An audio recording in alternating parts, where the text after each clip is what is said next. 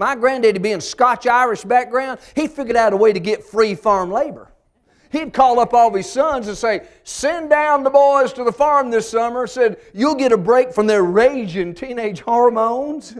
And said, I'll get some free farm labor here. Well, that's how I found myself the summer of my 10th birthday down in my granddaddy's bunkhouse. Well, we were down in the bunkhouse on a Friday night. Grandma and Grandpa had winked off the lights up there, and Pete pulled out a carton of Pall Mall cigarettes. Y'all remember those little square box kind, unfiltered?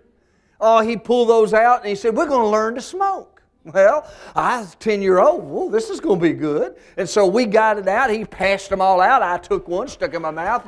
And Raynell and other cousins, they all got one, stuck it in their mouth. And and I'll never forget my first puff. Any of y'all remember your first puff? I remember mine well.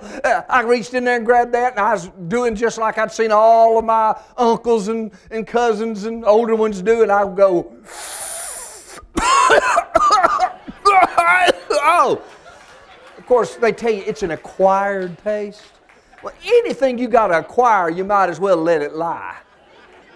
And so we were down there puffing away, and we were in full puffing mode. That little bunkhouse filling up with that smoke, and about that time, Granddaddy stepped in and looked down at us. 6'4", pale gray eyes, colder than a gravedigger's heart. He looked down at each of us, and I just knew, with that smoke swirling up around him, I thought that God had walked into that bunkhouse. He said, well, boys, you think you old enough to do bacca? Well, come on outside. I'll show you how. Well, we all looked at each other because he had not used his favorite phrase. Because the phrase he always used when he got aggravated with us was he said, I'll strop you, boys. I'll strop you. So he had this big old 3-inch leather strop that hung right by the back door. You could hear him going, whoosh, whoosh, getting that straight edge razor honed so he could shave. Well, now, he never hit us with that strop, but just the thought of it had put fear in your heart. Well, he lined us up like a firing squad. We were out front there, and he said, okay. He reached in his bib overalls and pulled out a big old plug of that Red Hound chewing tobacco.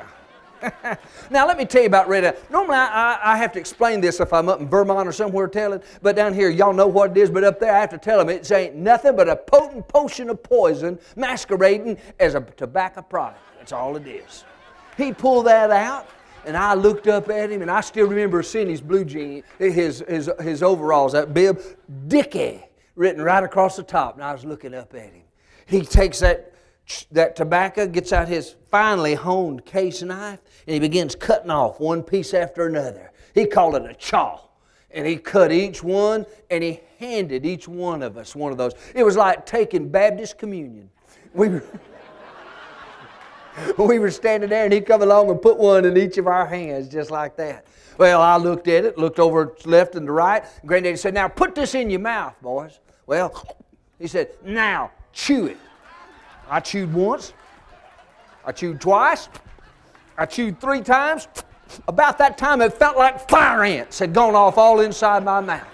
Whew. He saw us slowing down on the chewing, and he said to us, now I said chew it.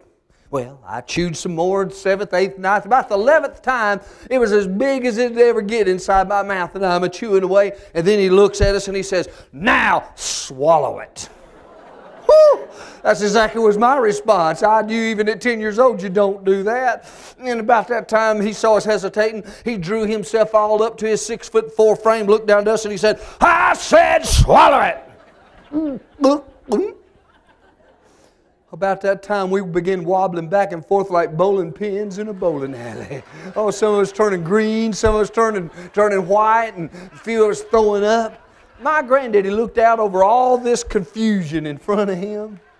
He didn't say another word to us about smoking and about using tobacco. He simply turned on his heels, walked right back up to the farmhouse. There was no stropping necessary. And let me tell you, to this day, that's why I don't smoke.